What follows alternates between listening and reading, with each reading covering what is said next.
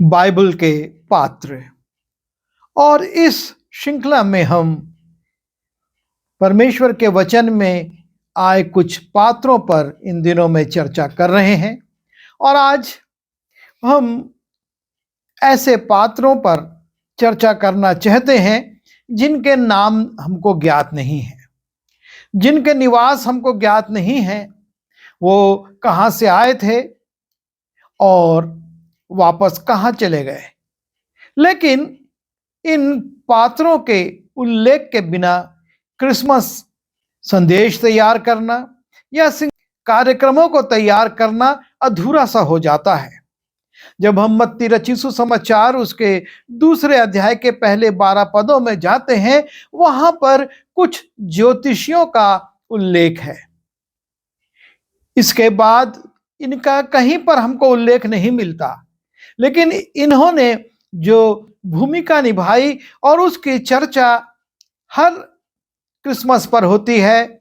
हमेशा जब यीशु मसीह के जन्म को स्मरण किया जाता है, इनके विषय में भी चर्चा की जाती है।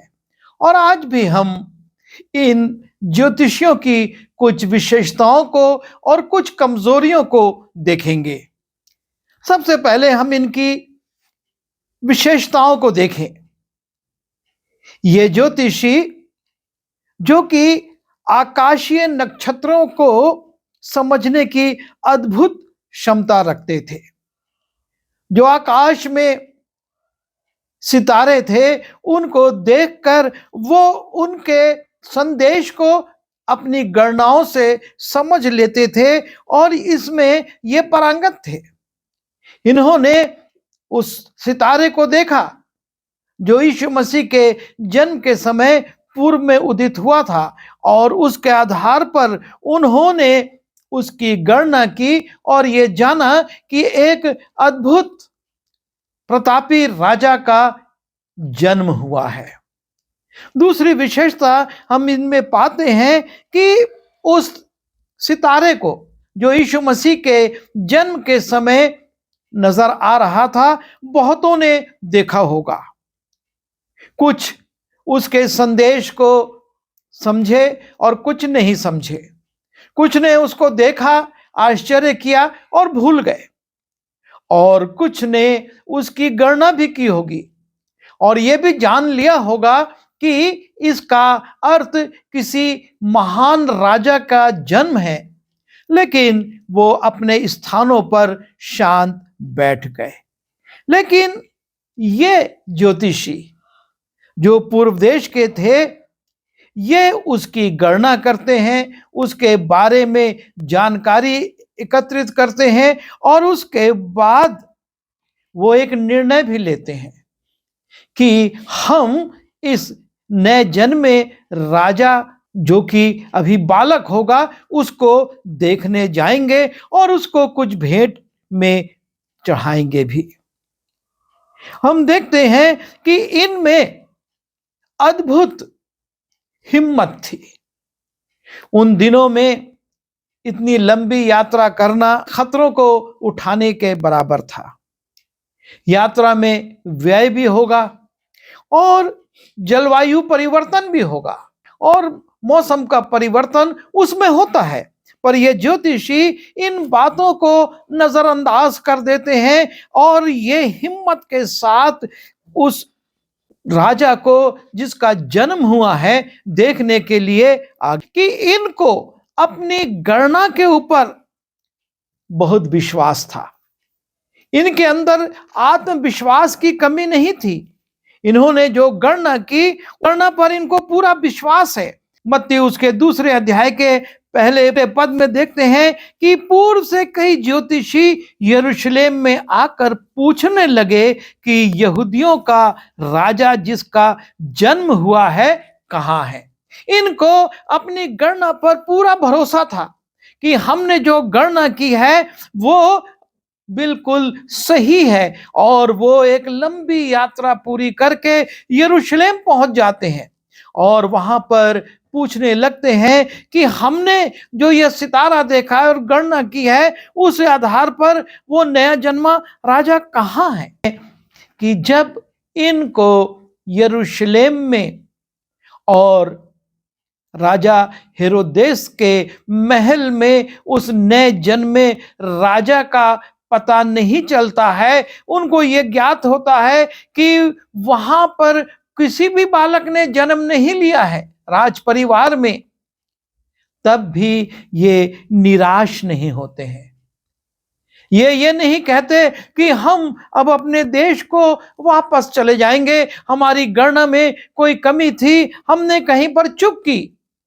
इनको पूरा विश्वास है और ये पुनः आकाश की ओर उस तारे पर अपनी दृष्टि को लगाते हैं और ये देखते हैं कि वो तारा इनका मार्गदर्शन कर रहा है। और तब ये अपनी गणना के अनुसार नहीं, पर ये उस तारे के अनुसार उसके पीछे हो लेते हैं और वो उस जगह पर उनको पहुंचा देता है जहां पर उस बालक का जन्म हुआ था। वो अपने ज्ञान को छोड़ देते हैं और वो परमेश्वर प्रदत्त मार्गदर्शन पर ध्यान लगाते हैं।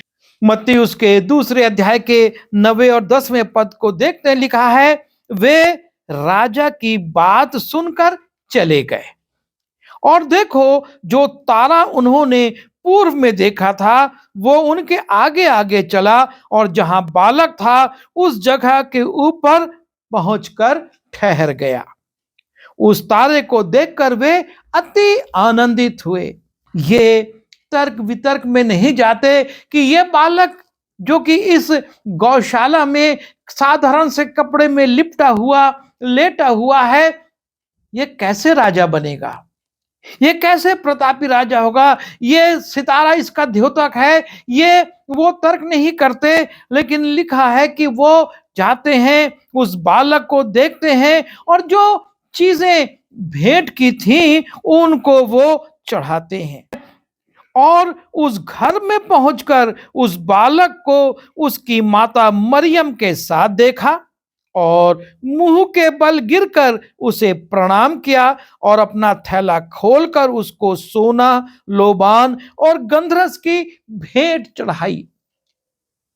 एक ऐसे बालक को वो प्रणाम कर रहे हैं, एक ऐसे बालक को वो अपनी बहुमूल्य भेंटें भेंट कर रहे हैं जो कि घर में भी नहीं है, एक गौशाला में है। पर परमेश्वर प्रदत्त उस सितारे की गणना के अनुसार वो जानते थे कि यही वो बालक है जो बड़ा होकर वो प्रतापी राजा बनेगा और इसलिए वो उसको पूरा आदर देते हैं।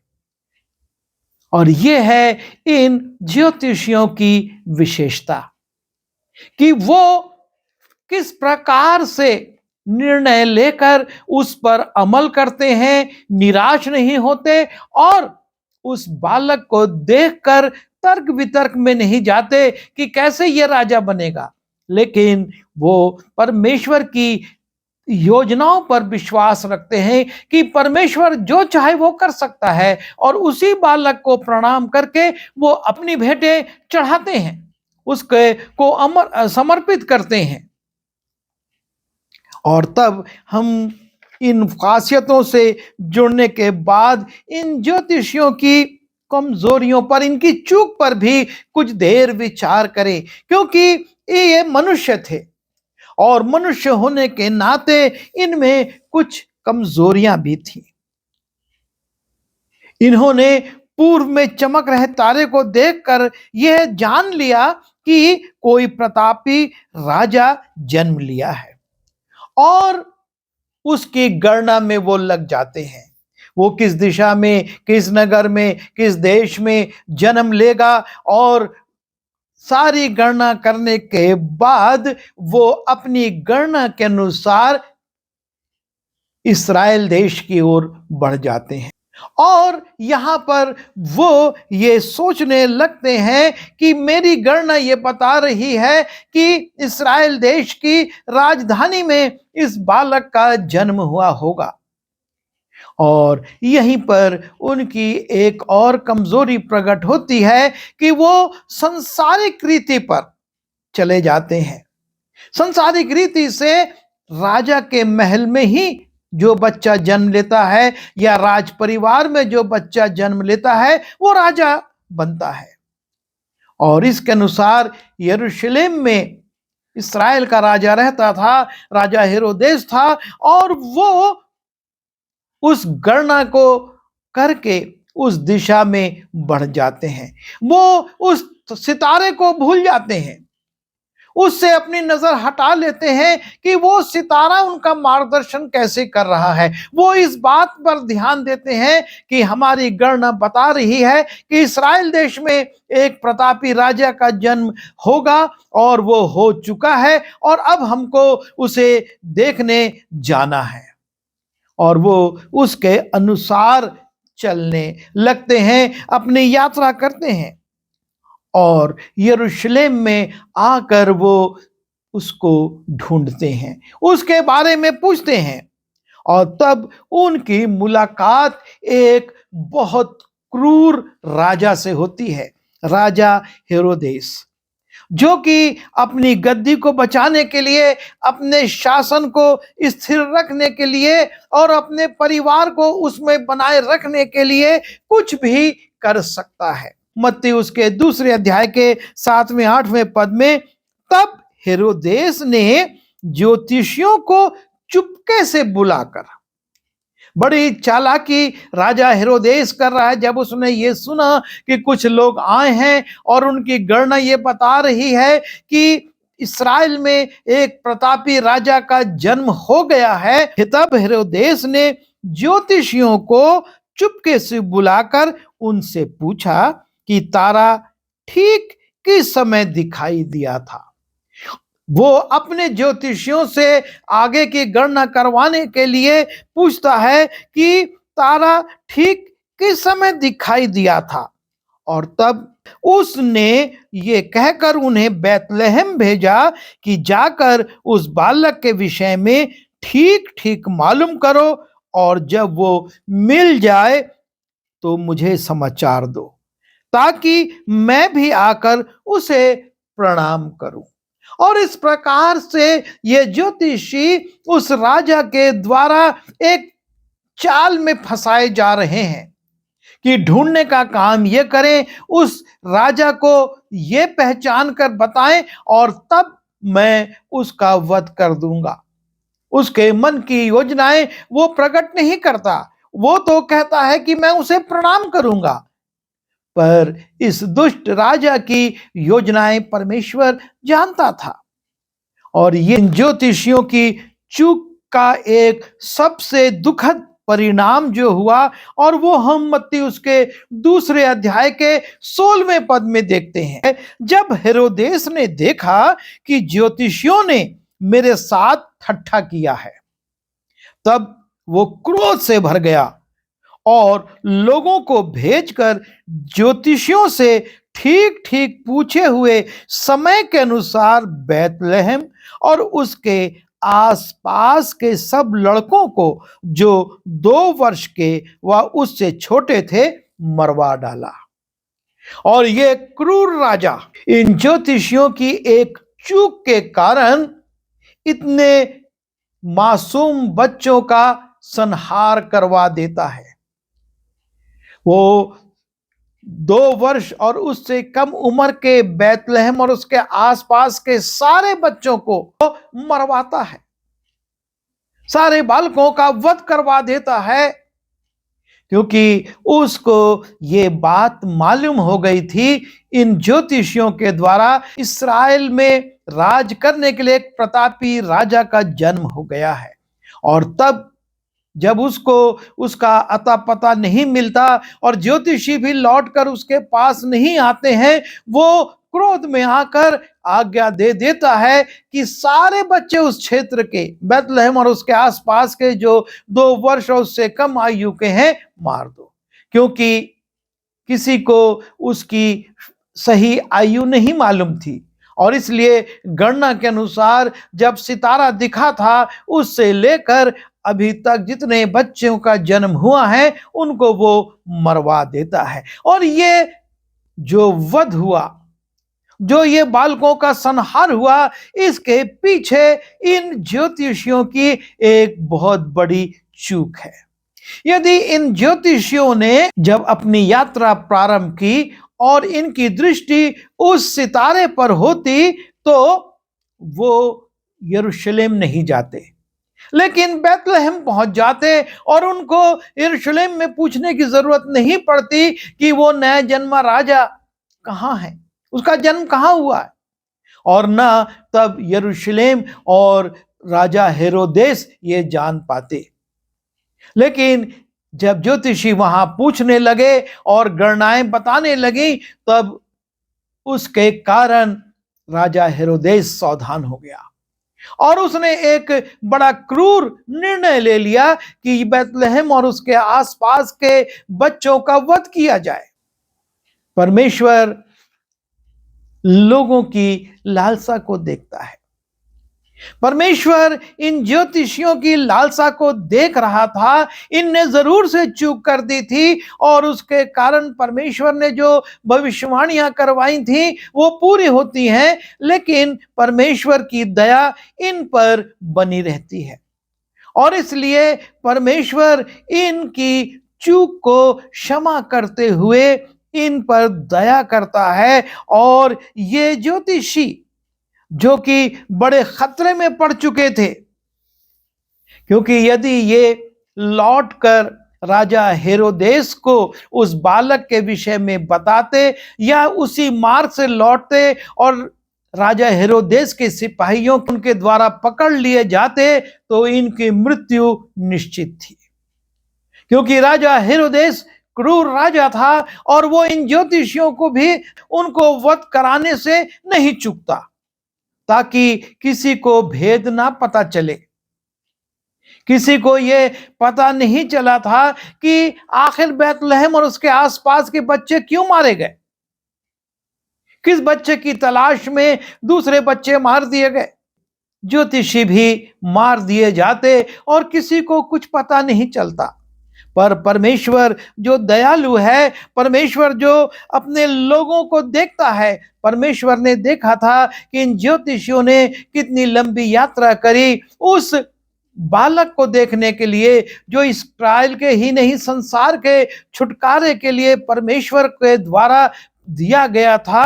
और तब वो इनसे बातचीत करता है और स्वप्न में ये चेतावनी पाकर कि हेरोदेस के पास फिर ना जाना, वे दूसरे मार्ग से होकर अपने देश को चले गए। परमेश्वर ने स्वप्न में अब इनको चेतावनी दी कि तुमको हेरोदेस के पास नहीं लौटना है, तुम दूसरे मार्ग से चले जाओ। और ये परमेश्वर पर विश्वास करने वाले लोग उस चेतावनी का आदर करते हैं और अपना मार्ग बदल देते हैं। और यह है परमेश्वर का प्रेम। लोग उससे प्रेम करते हैं, उसके प्रति अपने काम को दिखाते हैं। परमेश्वर भी उन पर दया करता है। और परमेश्वर ने देखा था कि ये ज्योतिषी किस मनसा से और किस लालसा से उस बालक को देखने के लिए जो परमेश्वर की योजना में आया था आए हैं, और परमेश्वर उन पर दया करता है। और ये ज्योतिषी हमारे लिए बड़ा संदेश छोड़ जाते हैं। हम बड़ी बुद्धिमत्ता के साथ परमेश्वर के काम को करें। परमेश्वर ने बुद्धि दी है, हम उसके वचन में बहुत सारी बातों को देखते हैं, लेकिन हमको उन पर जब हम अमल करते हैं बुद्धिमानी के साथ करना है। अपने ऊपर भरोसा नहीं रखना है, अपनी गणनाओं पर, अपने ज्ञान पर, अपनी शिक्षाओं पर भरोसा नहीं रखना है, लेकिन हमको परमेश्वर की ओर देखना है।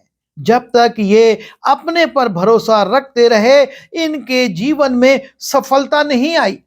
ये यरूशलेम में आकर भटकने लगे, न राजा के महल में बालक मिला, न यरूशलेम में कोई ऐसा बालक इनको मिला जो कि उनके गणना के अनुसार सही उतरता। पर जब इन्होंने अपने ज्ञान को छोड़ दिया और अपनी दृष्टि फिर से परमेश्वर की ओर उठाई, आकाश की ओर उठाई, और तब परमेश्वर ने इनको मार्गदर्शन दिया और इनने उस मार्गदर्शन का अनुसरण किया और बालक को पाया, उद्धारकर्ता को देखा।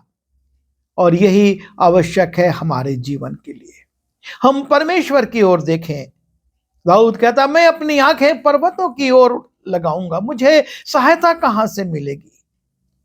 हमारा परमेश्वर हमारी सहायता करता है, हमारा परमेश्वर हमको मार्गदर्शन देता है और हमको सही मार्ग पे ले चलता है। जैसा कि हम नीति वचन में पढ़ते हैं, मार्ग है जो कि मनुष्य को सीधा देख पड़ता है, लेकिन उसके अंत में मृत्यु मिलती है। ये मार्ग इन लोगों को सीधा देख पड़ रहा था। हमने गणना कर ली है और अब हम राजधानी में जाएंगे और उस राजा को देखेंगे, लेकिन ये इनकी मृत्यु का कारण बनने वाला था। पर परमेश्वर ने इनका जब मार्गदर्शन किया और इन्होंने परमेश्वर की ओर दृष्टि उठाकर उसमें चलना शुरू किया, तो इन्होंने ना सिर्फ उस नए जन्मे बालक को देखा, उनकी यात्रा सफल हुई, लेकिन इनका जीवन भी बच गया। अन्यथा राजा हेरोदेस इनको भी मरवा डालता। परमेश्वर ने इनको सुरक्षा दे दी, अपनी सुरक्षा दी। और जब हम परमेश्वर की ओर देखते हैं, उसके बताए हुए मार्ग पर चलते हैं, परमेश्वर भी हमको अपनी सुरक्षा देता है और हम उस सुरक्षा के द्वारा जीवन पाते हैं। प्रभु हमारी सहायता करे कि हम इन पात्रों के उन खासियतों पर ध्यान करें, इनकी कमजोरियों से अपने आप को बचाएं और परमेश्वर के काम को देखें और अपने जीवन में आशीष को प्राप्त करें। दुआ करें। प्रभु जी सहायता कीजिए कि जैसे ज्योतिषियों ने अपना काम, अपना सब कुछ त्याग करके उस उद्धारकर्ता और उस महान प्रतापी राजा को देखने के लिए एक लंबी यात्रा करी और अपनी भेंटें उसको चढ़ाई, हम भी अपने जीवन में इस रीति से आपका मार्गदर्शन लेकर उसमें बढ़ें और आपके प्रति ईमानदारी से चलने वाले हो सकें। प्रभु जी, हम प्रार्थना करते हैं कि आप ही हमको सुरक्षा दीजिए, क्योंकि वो दुष्ट तो बहुत प्रपंच करता है और आपके लोगों को नाश करना चाहता है, लेकिन आप उनकी रक्षा करते हैं। हम भी आपकी रक्षा को प्राप्त करके अनंत जीवन में प्रवेश कर सके। विनती यीशु मसीह के नाम से मांगता हूं, आमीन।